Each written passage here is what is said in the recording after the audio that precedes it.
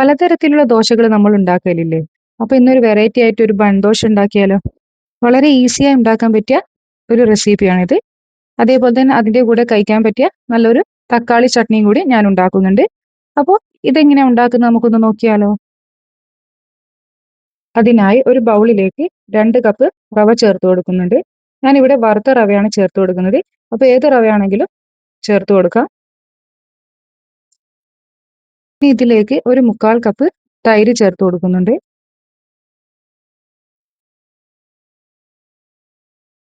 ഇപ്പൊ നിങ്ങൾ 1 കപ്പ് റവയാണ് എടുക്കുന്നതെങ്കിൽ ഒരു 1/4 കപ്പ് തൈര് ചേർത്ത് കൊടുത്താൽ മതി. ഇനി ഇതിലേക്ക് കുറച്ച് വെള്ളം ഒഴിച്ചിട്ട് നമുക്കിതൊന്ന് മിക്സ് ചെയ്തെടുക്കാം. കുറച്ച് ലൂസായിട്ട് വേണം ഇതൊന്ന് മിക്സ് ആക്കി എടുക്കാൻ. അപ്പൊ അതിനനുസരിച്ച് വേണം വെള്ളം ചേർത്ത് കൊടുക്കാൻ.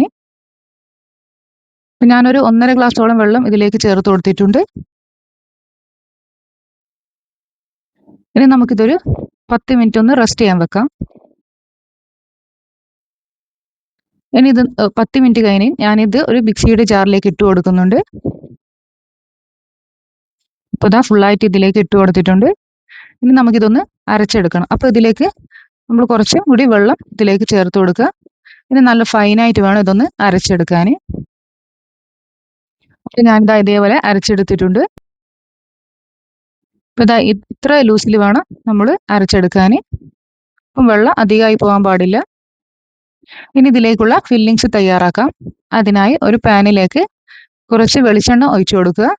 അതൊന്ന് ചൂടായി വന്നാൽ അതിലേക്ക് നമുക്കൊന്ന് വറവിടാം. അപ്പം ഒരു ടീസ്പൂൺ കടുക് ചേർത്ത് കൊടുക്കുക.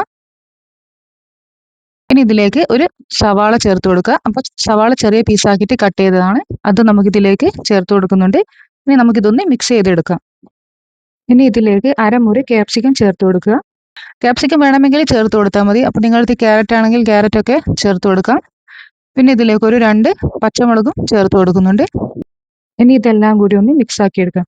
അപ്പോൾ നമുക്ക് ഇതിലേക്ക് കുറച്ച് ഉപ്പും കൂടി ചേർത്ത് കൊടുക്കണം. അപ്പോൾ അത് എന്നോട് വീഡിയോ എടുക്കാൻ വിട്ടുപോയതാണ്. അപ്പം നല്ലോണം ഒന്ന് വാടി വന്നിട്ടുണ്ട്. ഇനി നമുക്ക് ഇതിലേക്ക് ഒരു ടീസ്പൂൺ ഇഞ്ചി വെളുത്തുള്ളി പേസ്റ്റ് ചേർത്ത് കൊടുക്കാം. ഇനി ഇതൊന്ന് മിക്സ് ആക്കി എടുക്കാം. അപ്പോൾ ഫില്ലിങ്സ് ഇവിടെ റെഡി ആയിട്ടുണ്ട്. ഇനി നമുക്ക് ഈ ഫില്ലിങ്സ് നമ്മൾ നേരത്തെ അരച്ചു വെച്ച മാവിലേക്ക് ചേർത്ത് കൊടുക്കുക. അപ്പോൾ ഞാനിതാ ഇത് ഫുള്ളായിട്ട് ഇതിലേക്ക് ചേർത്ത് കൊടുക്കുന്നുണ്ട്. ഇനി നമുക്ക് നല്ലോണം ഒന്ന് മിക്സ് ആക്കി എടുക്കാം. അപ്പോൾ നല്ലോണം ഒന്ന് മിക്സായി വന്നിട്ടുണ്ട്. ഇനി ഇതിലേക്ക് ഒരു 1/4 ടീസ്പൂൺ ബേക്കിംഗ് സോഡ ചേർത്ത് കൊടുക്കുന്നുണ്ട്. ഇനി എല്ലാം കൂടി ഒന്ന് മിക്സ് ആക്കി എടുക്കാം. ഇനി ഒരു 10 മിനിറ്റ് റെസ്റ്റ് ചെയ്യാൻ വെക്കാം. അപ്പോഴത്തേക്കും നമുക്ക് തക്കാളി ചട്നി ഉണ്ടാക്കിയെടുക്കാം. അതിനായി ഒരു പാനിലേക്ക് കുറച്ച് വെളിച്ചെണ്ണ ചേർത്ത് കൊടുക്കുക. അപ്പോൾ ഒരു ടേബിൾ സ്പൂൺ വെളിച്ചെണ്ണ ചേർത്ത് കൊടുക്കുക. അതിലേക്ക് ഒരു 3-4 അല്ലി വെളുത്തുള്ളി ഇട്ട് കൊടുക്കുക. അതൊന്ന് നമുക്കൊന്ന് പൊരിച്ചെടുക്കാം. ഇനി ഇതിലേക്ക് 2 തക്കാളി ചേർത്ത് കൊടുക്കുക. അപ്പം കുറച്ച് വലിയ പീസായിട്ടും കട്ട് ചെയ്താൽ മതി. പിന്നെ ഇതിലേക്ക് ഒരു സവാള കൂടി ചേർത്ത് കൊടുക്കുന്നുണ്ട്. ഇനി ഇതെല്ലാം കൂടി ഒന്ന് മിക്സ് ചെയ്തെടുക്കാം. അപ്പം നല്ലോണം ഒന്ന് വാടി വരുന്നവരെ ഒന്ന് മിക്സ് ആക്കി എടുക്കുക. ഇനി ഇതിലേക്ക് കുറച്ച് ഉപ്പ് ചേർത്ത് കൊടുക്കുന്നുണ്ട്. ഇനി എല്ലാം കൂടി ഒന്ന് മിക്സ് ആക്കി എടുക്കാം. ഇനി ഒരു 1/2 ടീസ്പൂൺ മുളകിന്റെ പൊടി ചേർത്ത് കൊടുക്കുക. അതേപോലെ തന്നെ ഒരു 1/4 ടീസ്പൂൺ മഞ്ഞൾപ്പൊടി കൂടി ചേർത്ത് കൊടുക്കുക. ഇനി നമുക്കിതൊന്ന് വാട്ടിയെടുക്കാം. അപ്പോൾ ഇതാ നല്ലോണം ഒന്ന് വാടി വന്നിട്ടുണ്ട്. ഇനി നമുക്കിതൊന്ന് തണിഞ്ഞു കഴിഞ്ഞാൽ ഒന്ന് മിക്സിയുടെ ജാറിലിട്ട് അരച്ചെടുക്കാം. ഇനി നമുക്ക് തക്കാളി ചട്നി ഒന്ന് വറവിടണം. അതിനായി ഒരു പാനിലേക്ക് ഒരു ടീസ്പൂൺ വെളിച്ചെണ്ണ ചേർത്ത് കൊടുക്കുക. ഇതിലേക്ക് ഒരു 1/2 ടീസ്പൂൺ കടുക് ചേർത്ത് കൊടുക്കുക. അതൊന്ന് പൊട്ടി വന്നാൽ അതിലേക്ക് നമുക്ക് ഒരു 3-4 വറ്റൽമുളക് ചേർത്ത് കൊടുക്കാം. പിന്നെ കുറച്ച് കറിവേപ്പിലയും കൂടി ചേർത്ത് കൊടുക്കാം. അപ്പോൾ ഇത് ഒന്ന് വറന്ന് വന്നിട്ടുണ്ട്. ഇനി നമുക്ക് ഇതിലേക്ക് നമ്മൾ അരച്ചു വെച്ച ചട്നി ഇതിലേക്ക് ചേർത്ത് കൊടുക്കാം. ഇനിയിപ്പോൾ മിക്സിയുടെ ജാറ് കുറച്ച് വെള്ളം ഒഴിച്ചിട്ട് നമുക്ക് ഇതിലേക്ക് ഒന്ന് ഒഴിച്ചു കൊടുക്കാം. ഒന്ന് ലൂസായി കിട്ടിയിട്ടുണ്ട്. ഇനി നല്ലോണം ഒന്ന് മിക്സ് ആക്കി എടുക്കാം. ഇനി ഇതിന് ഉപ്പുണ്ടോ നോക്കിയിട്ട് കുറച്ച് ഉപ്പ് ചേർത്ത് കൊടുക്കുക.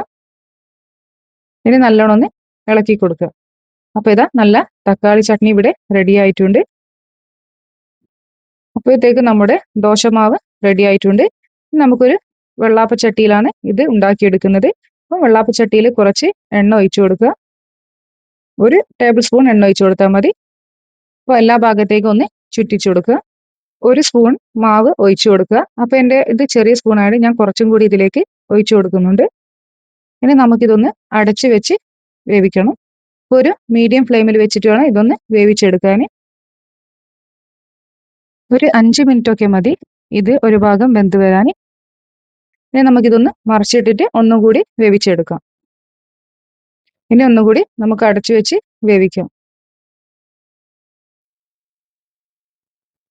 അപ്പോൾ ഇതാ നല്ലോണം 2 ഭാഗവും നല്ലോണം വെന്ത് വന്നിട്ടുണ്ട്.